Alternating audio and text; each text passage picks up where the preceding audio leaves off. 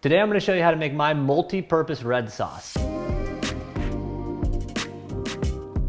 My family and I love it. We use it in our homemade pizzas, pasta, the chicken parm recipe you saw. It's very simple, doesn't take long, and it's way, way better than that store-bought stuff. So what I have here are whole peeled San Marzano tomatoes from Italy.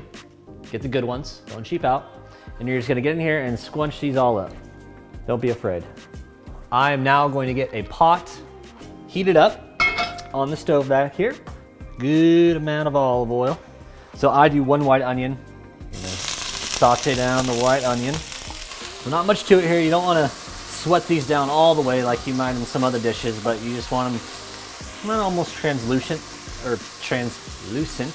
And then this is, gosh, I put a lot of garlic in. I'd say that's like 3 tablespoons of minced garlic.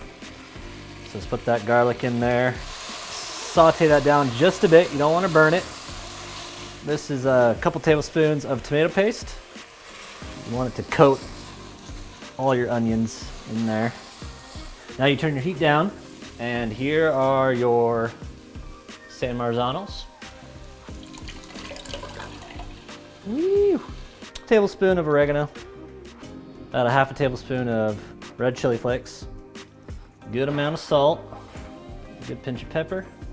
Now if you buy good quality tomatoes, like I said, you don't have to put a lot of sugar in there, but I still do a little sugar just to bring down that acidity. So that's just like a tablespoon of sugar. And this is just we didn't have balsamic vinegar, so this is just a balsamic vinegar glaze. It's like a dab of that. Don't do too much, or you can do more, but I don't like it to overpower the sauce. And just stir all that around. And now we're gonna come over here to our garden.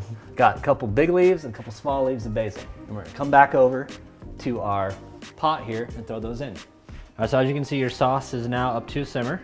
So you will let this simmer like so for the next 30 minutes. You can go longer, but 30 minutes is plenty to let those flavors meld together. And you're gonna stir every few minutes just to make sure you don't burn any of your delicious sauce to the pan. So now your sauce has been simmering for about 30 minutes. And you can obviously add more of one of those ingredients if you feel like it needs it. Now we're gonna take an immersion blender and blend it up.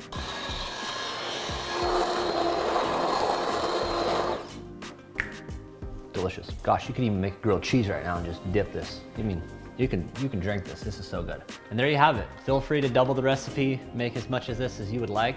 Put it in jars, freeze it. Like and subscribe. Thanks again for watching. We'll see you next time.